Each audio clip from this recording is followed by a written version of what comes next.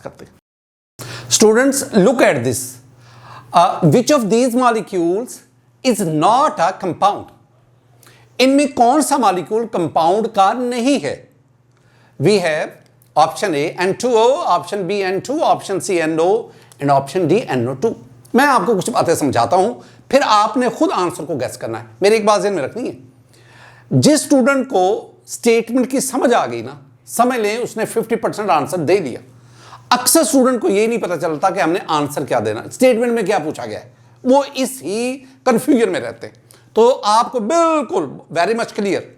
अब जरा देखना, मैं आपको एक्सप्लेनेशन देता हूं, आपने मुझे एंड पे आंसर बताना है। देखिए स्टूडेंट, मेरे पास जो मैटर है ना, we can classify matter chemically into elements. We have the compounds and we have the mixture। अब इसमें ज़हन में रखो, जो एलिमेंट्स है ना, इनको मैं दो हिस्सों में क्लासिफाई करता हूं। एक को मैं कहता हूं दे आर एटॉमिक एलिमेंट्स, और एक को मैं कहता हूं दे आर मोलेकुलर एलिमेंट्स। ये दो गौर से बातों को सुनना है, एटॉमिक एलिमेंट्स और मोलेकुलर एलिमेंट्स। ये अब एटॉमिक एलिमेंट्स क्या है? जब किसी भी एलिमेंट का आप सिंबल लिखते हैं ना, सिंबल, सपोज मैं लिख रहा हूं Na, मैं लिख रहा हूं O, मैं लिख रहा हूं N, मैं लिख रहा हूं F, मैं लिख रहा हूं Fe। ये मैंने क्या किया? मैंने एलिमेंट्स के सिंबल्स उनको लिखा। जब आप एलिमेंट्स को उनके सिंबल में लिखते हैं ना, तो दे आर एटॉमिक एलिमेंट्स। लेकिन अगर मैं लिखूं मैं लिखता हूं जी H2, मैं लिखता हूं F2, मैं आ गया Br2, मैं लिखता हूं N2, मैं लिखता हूं O2, मैं लिखता हूं O3, हम लिखते हैं P4 एंड सो ऑन। अब ये जो है ना, दीज आर मोलेकुलर एलिमेंट्स। तो एलिमेंट्स दो तरह के हुए, एक एटॉमिक एलिमेंट्स और दूसरा मोलेकुलर एलिमेंट्स।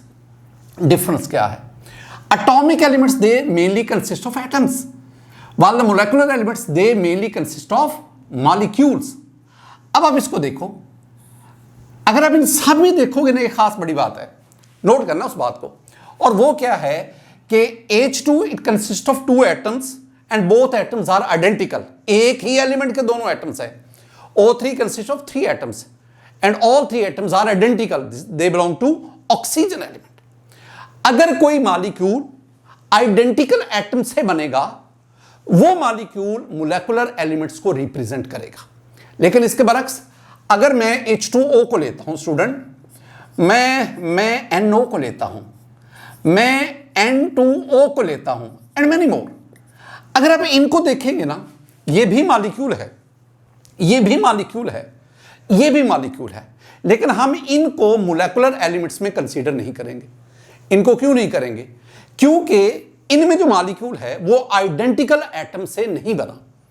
तो ऐसे जिनमें मॉलिक्यूल आइडेंटिकल एटम से बनेगा, हम उनको मोलेकुलर एलिमेंट्स में कंसीडर करते हैं, और जिसमें मॉलिक्यूल डिफरेंट एटम से बनेगा, which are chemically combined together, हम उनको कंपाउंड में कंसीडर। अब ये कंपाउंड आगे डिफरेंट टाइप्स के होंगे, मोलेकुलर कंपाउंड, आयनिक कंपाउंड, फिर हम और भी कहते हैं, हम organic compound, inorganic compound, complex compound, वो तो एक वेराइटी चली जाती है। अब आए, मैंने आपसे बोला क्या कहा कि विच of these molecule is not a compound. Very simple, अब तो आपको आंसर आना चाहिए। Here the answer is N2 is a molecular element.